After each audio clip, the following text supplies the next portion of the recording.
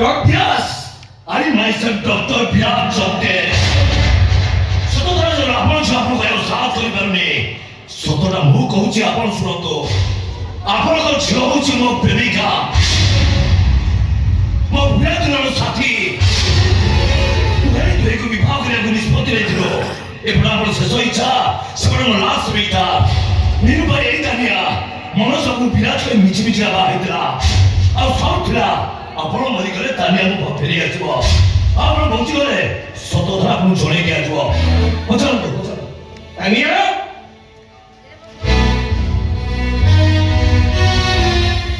ଏ ବାବୁ ଦଉନାରେ ଏଣୁ ତୁଣୁ ସବୁ କଣ ଗପି ଦଉଛନ୍ତି ଗୋଟେ ପାଗଳ କଥାକୁ ବିଶ୍ୱାସ କରି ଆପଣ ତାନିଆକୁ ପ୍ରଶ୍ନ ପଚାରୁଛନ୍ତି ଚାଲେ ଘର ଭିତରକୁ ଚାଲନ୍ତୁ ଈଶ୍ୱରଙ୍କ ଦହାଇ ଦେଇ କହୁଛି ମୁଁ ପାଗଳ ନୁହେଁ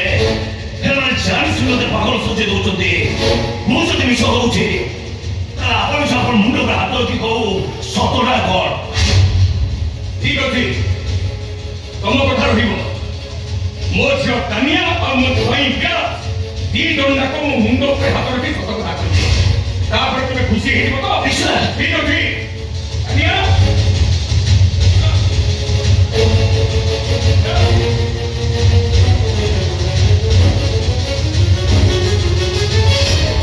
ତମେ ଦି ଜଣ ଯାକ ମୋ ମୁଣ୍ଡ ଉପରେ ହାତ ରଖି ସତ କଥା କୁହ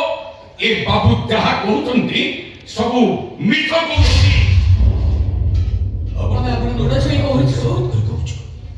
ସେ ଯାହା କହୁଛନ୍ତି ସତ କହୁଛନ୍ତି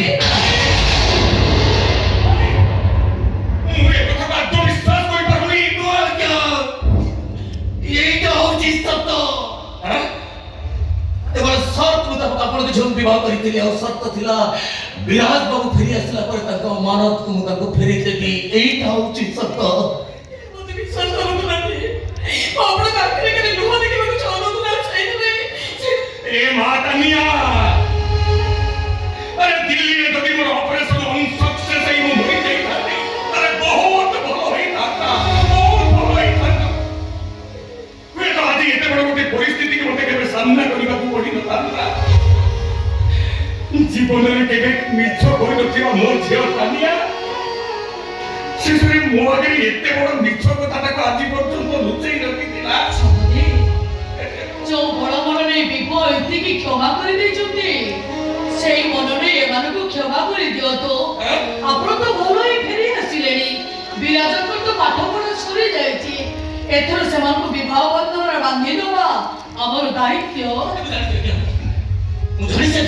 ଯୋଉ ଭୁଲ ମୁଁ କରିଛି ଯୋଉ ଅପରାଧ କରିଛି କ୍ଷମା ପାଇବାର ଅଧିକାର ମୋ ନିକଟରେ ନାହିଁ ଆପଣ ମୋତେ ଏତେ ବିଶ୍ୱାସ କରନ୍ତି ଏତେ ଭଲ ପାଆନ୍ତି ବିଶ୍ୱାସ ଭରସାରେ ମୋର ପୁଅ ବୋଲି ଭାବି ଦେଇଥିଲେ ସେଇ ପୁଅର ଅଧିକାର ନେଇ ଆପଣଙ୍କ ନିକଟରେ ମୁଁ ହାତ ଯୋଡ଼ି ଏତିକି ଅନୁରୋଧ କରୁଛି ଆପଣ ବିରାଜ ବାବୁ ତାନିଆ ମ୍ୟାଡମକୁ ଗ୍ରହଣ କରିଦିଅନ୍ତୁ ଆଜ୍ଞା ଆପଣଙ୍କ ନିକଟରେ ମୁଁ ହାତ ଯୋଡ଼ି ଅନୁରୋଧ କରୁଛି ସମଧି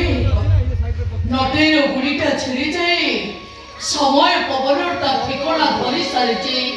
ତାକୁ ସେଇ ଠିକଣା ରହିବାର ସୁଯୋଗ ଦିଅନ୍ତୁ ठीक कहिছো समुद्री तुमे जहा कहिছো एकदम ठीक कथा कहिছো ओ झियो तानिया सेई ठिकणारे रहिबो से आजि जाय तम पुअर स्त्री हेइथिला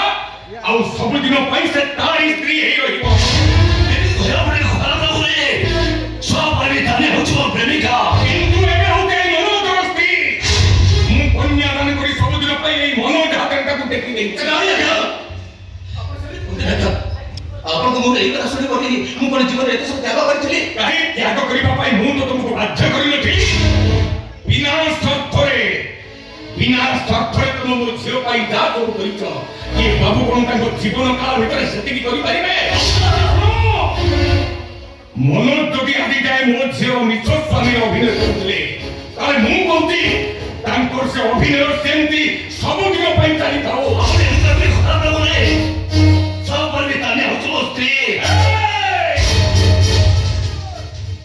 ତମେ ସେଇ ଲୋକ ନା ଯାହା ପାଇଁ ମୋ ଜୀବନ ଠାରୁ ନିଜର ସେମିଷ୍ଟାର ବଡ ଥିଲା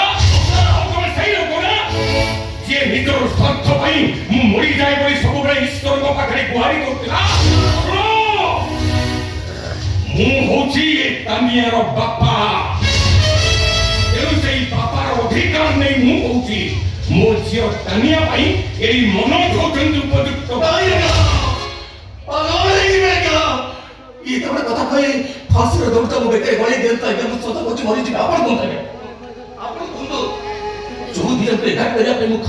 ଶୋଇପାରୁନି ସେମାନଙ୍କ ପ୍ରେମର ବାଲିକୁ ଭାଙ୍ଗିବା ପାଇଁ ମୋତେ ଅଶାନ୍ତ ସମୁଦ୍ର ସଦେଇ ଦେଉଛନ୍ତି ସତ କହୁଛି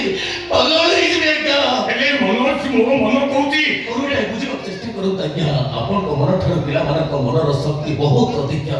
ଯୋଉ କାମିଆ ତା ପ୍ରେମକୁ ବଞ୍ଚିବା ପାଇଁ ଆପଣଙ୍କ ନିକଟରେ ଏତେ ବଡ଼ ମିଛ କଥା କହିପାରିଲା ତା ପ୍ରେମ ତାକୁ ନଭେ ये दुनिया जाकर खुशी हाथ टेकी देले भी से कोन शांति निश्वास पाई परिबो आपण कोन आज्ञा आपण कोंतु ସମୁଦି ମୋ ପୁଅ ଠିକ କହୁଛି